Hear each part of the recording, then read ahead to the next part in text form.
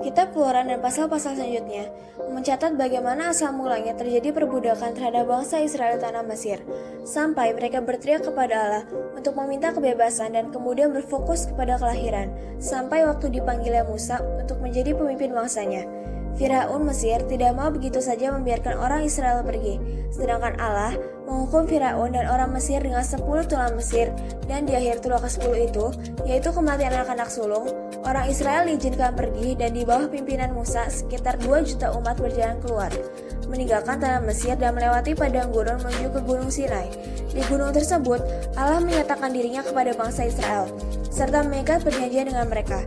Orang Israel harus melaksanakan Torah, yaitu bermakna hukum instruksi Allah, dan sebagai balasannya, Ia akan menjadi Allah mereka serta memberikan kepada mereka tanah Kanaan sebagai milik pusaka. Kitab Imamat mencatat hukum-hukum Allah, sedangkan kitab Bilangan memuat kisah perjalanan umat itu sekarang dipimpin oleh Allah mereka menuju ke tanah Kanaan. Namun, bangsa Israel tidak berteguh hati percaya kepada Allah. Ketika mata-mata yang mereka kirim untuk mengintai tanah Kanaan melaporkan bahwa tanah itu dikuasai oleh raksasa-raksasa, mereka menolak untuk pergi ke sana dan memberontak terhadap pimpinan Allah. Akibatnya, Allah menjadi murka dan menghukum mereka untuk tetap mengembara di padang gurun selama 40 tahun. Sampai semua orang dari generasi pertama yang meninggalkan Mesir yang berusia 20 tahun ke atas mati di padang gurun setelah 40 tahun itu. Maka generasi baru itu sampai di perbatasan Kanaan. Kitab Ulangan memuat kisah bagaimana sambil memandang tanah perjanjian Musa mengulangi cerita perjalanan dan hukum-hukum Allah kepada generasi baru ini. Kematian Musa yang ditulis dalam bagian akhir kitab Taurat mengakhiri perjalanan keluarnya dari tanah Mesir tersebut. Peristiwa keluar dari Mesir adalah suatu kejadian penting dalam sejarah bangsa Israel, di mana mereka menjadi bebas dari perbudakan selama lebih dari 400 tahun di tanah Mesir. Bangsa Israel mula-mula menetap di Mesir pada zaman Yusuf bin Yakub menjadi Perdana Menteri. Yakub ayah Yusuf dan saudara-saudara Yusuf beserta keluarga mereka sejumlah 75 orang pindah dari tanah Kanaan untuk tinggal di tanah Goshen di delta Sungai Nil, untuk menghindari bencana kelaparan yang berlangsung selama 7 tahun. Setelah Yusuf meninggal, muncullah raja-raja Mesir yang disebut para Firaun, yang tidak ingat akan jasa Yusuf. Sebaliknya, mereka takut kepada orang Israel yang terus berlipat ganda jumlahnya dengan pesat. Akibatnya, mereka memutuskan untuk menekan dan menjadikan orang-orang itu menjadi budak untuk mendirikan kota-kota perbekalan. Di bawah pimpinan Musa yang diutus oleh Allah untuk membebaskan bangsa Israel, bangsa itu keluar dari tanah Mesir dan mengembara untuk masuk ke tanah perjanjian, yaitu tanah Kanaan. Malam itu juga Raja memanggil Musa dan Harun dan berkata, "Pergilah dari sini kamu semua, tinggalkan negeriku. Pergilah memuji Allahmu seperti yang kamu minta. Bawalah semua sapi, domba, dan kambingmu, dan pergilah, mintakan juga berkat untukku." Orang Mesir mendesak orang Israel supaya cepat-cepat meninggalkan negeri itu. Kata mereka, "Kami semua akan mati kalau kamu tidak pergi."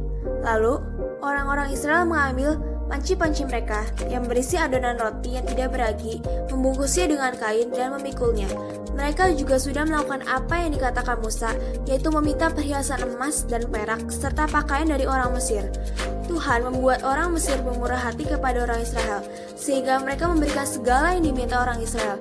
Dengan cara itu, orang Israel membawa kekayaan orang Mesir keluar dari negeri itu. Orang-orang Israel berangkat dan berjalan kaki dari kota Ramses ke kota Sukot. Jumlah mereka 600.000 orang, tidak terhitung perempuan dan anak-anak. Mereka membawa banyak sapi, domba, dan kambing. Sejumlah besar orang asing juga ikut. Mereka membakar roti tidak beragi dan adonan yang mereka bawa dari Mesir. Mereka diusir dari situ dengan sangat mendadak, sehingga tidak sempat menyiapkan bekal. Bangsa Israel sudah ditinggal di Mesir selama 430 tahun lamanya. Pada hari terakhir tahun ke-430, itu seluruh barisan umat Tuhan meninggalkan tanah Mesir. Malam itu juga, Tuhan terus berjaga untuk menghantar mereka keluar dari Mesir, dan itulah juga malam yang untuk seterusnya dipersembahkan kepada Tuhan sebagai malam peringatan. Pada malam itu, umat Israel harus berjaga-jaga. Tuhan berkata kepada Musa dan Harun, "Inilah peraturan perayaan Paskah. Orang asing tidak boleh makan daging domba yang dipersembahkan pada hari Paskah, tetapi budak kamu boleh ikut memakannya. Kalau ia sudah disunat, Orang pendatang atau buruh upahan tidak boleh ikut memakannya. Seluruh daging domba itu harus dimakan di dalam rumah dan tidak boleh dibawa keluar. Jangan mematahkan satu pun dari tulangnya. Seluruh umat Israel harus merayakan pesta itu. Orang yang tidak disunat tidak boleh makan makanan pesta itu. Kalau seorang asing yang sudah menetap pada kamu ingin merayakan Paskah untuk menghormati aku, Tuhan, semua orang laki-laki dalam keluarganya harus lebih dahulu disunat. Sesudah itu, mereka dianggap seperti orang Israel asli dan boleh ikut dalam perayaan Paskah. Peraturan yang sama berlaku untuk orang Israel asli dan orang asing yang menetap di antara kamu. Semua orang Israel taat dan melakukan segala yang diperintahkan Tuhan kepada Musa dan Harun. Pada hari itu, Tuhan membawa seluruh umat Israel keluar dari tanah Mesir. Pelajaran rohani yang kita dapatkan adalah Tuhan adalah penyelamat yang ajaib, dan juga kita tahu bagaimana melarikan diri dari sesuatu situasi karena ketakutan. Kita harus percaya dan berpegang teguh pada perintah Tuhan, karena kalau kita taat dan setia pada perintah Tuhan, maka pasti Tuhan sendiri yang akan mengulurkan tangannya untuk menolong kita. Kita juga tahu bagaimana memimpin keluar dari tanah Mesir dalam iman. Kita harus percaya bahwa iman kita itu lebih besar daripada apapun. Kita bisa mengubah segala sesuatu yang tidak mungkin menjadi mungkin. Yang membedakan adalah melihat siapa Tuhan dan apa yang hanya Tuhan saja dapat lakukan.